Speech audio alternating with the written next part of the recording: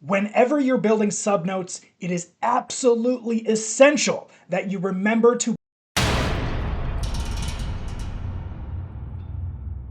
Well, today I'm going to be going into the exact prompts that I use and the process I use for when I'm building subnotes. Let's jump right in. If you're interested in using today's prompt, you can find it in the description below, but you can also find it in our school community. Remember, the first 1,000 educators who request access to the school community are going to get lifetime membership for free, so ensure to join soon.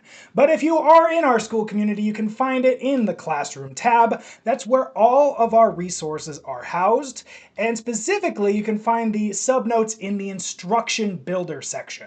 Over here on the left-hand side, you'll see Create a Subplan, and right away at the top, I include a number of reminders so that you don't forget one of those easy-to-forget things whenever you're in a rush creating subnotes, things like what technology is available, did you include the seating charts, etc.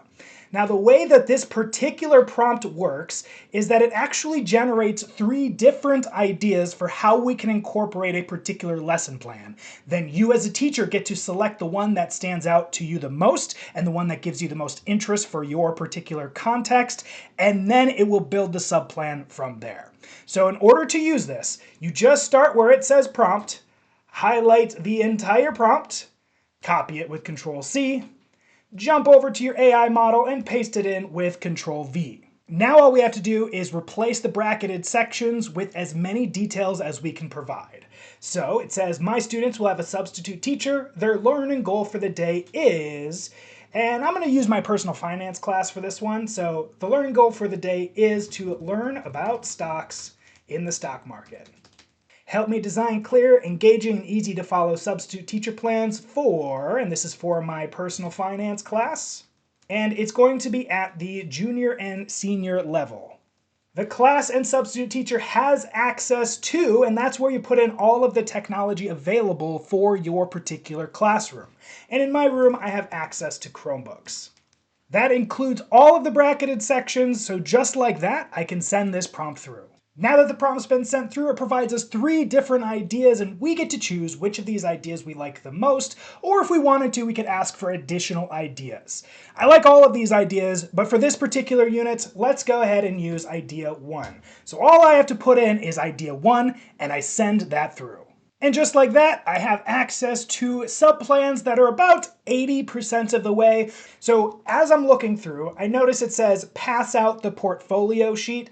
But if I keep on scrolling, I notice there is no portfolio sheet to speak of. So one thing I might follow up with is provide a portfolio sheet of the most well-known companies.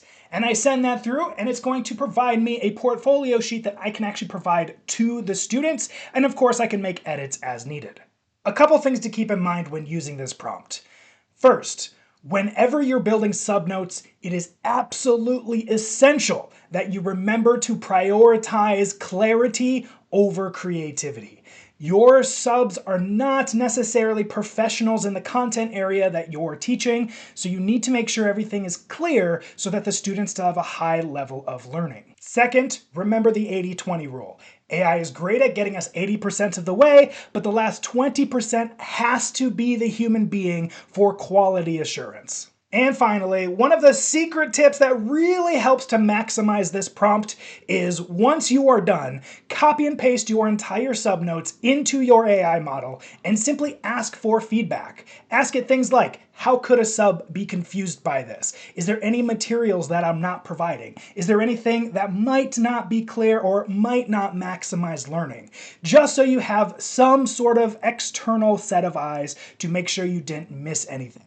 If you like these tips, then I would appreciate if you hit that like button below so that you can help us out with that algorithm. I'm Luke with Groovy Education, where we have trained over 250 schools on responsible AI integration. You can hire us by using the link in the description below, where you'll also find the link to our school community, and be sure to subscribe to this channel so that you can be aware of future videos. But until next time, see ya!